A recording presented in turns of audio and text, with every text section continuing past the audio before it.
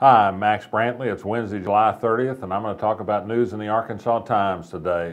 First, a small piece of news, but it'll give you a timetable to look after. The state Supreme Court today set the briefing schedule for its hearing of the appeal in the marriage equality case.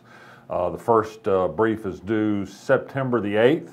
And then that means that we'll probably have a decision by sometime in November on the case that will decide whether or not the state's ban on same-sex marriage is unconstitutional. There could be delays. If there are delays, then we come into the ticklish question of whether the case will hold over till next year and some new members of the Arkansas Supreme Court. On the equality front today, I'd ask you to take a look at the Arkansas blog. Jerry Cox, the leader of the Family Council of Arkansas and a long-time supporter of discrimination against gay people and all manner of legal manifestations, said today he just didn't believe the Human Rights Campaign survey that says gay people feel they're discriminated against in Arkansas. He said it's not a valid survey unless you survey all people, not just gay people. I guess during the Civil War we should have interviewed slave owners too about whether they discriminated against black people or not. We've got a lot of news today, and I'll just run through some headlines quickly. Jobs were lost in Fort Smith and Rogers. The Stevens Media is consolidating the printing operations of its newspaper. The incredibly shrinking newspaper world continues. 500 people are going to lose jobs at a Superior wheel plant in Rogers. Those jobs are probably going to Mexico.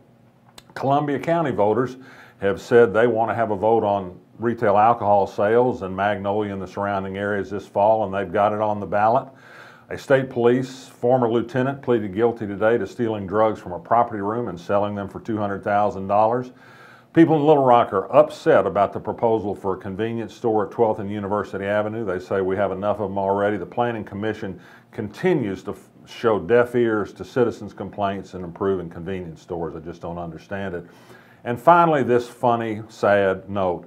There is a resolution to praise the new Pope, Pope Francis, as a great world and religious leader. It's languishing in House Committee in the U.S. Congress because, get this, Republicans think the Pope is just too liberal. Not a single Arkansas congressman wants to sign on as a sponsor of a resolution praising the Pope. And that's it for today. I'm Max Brantley. See you tomorrow.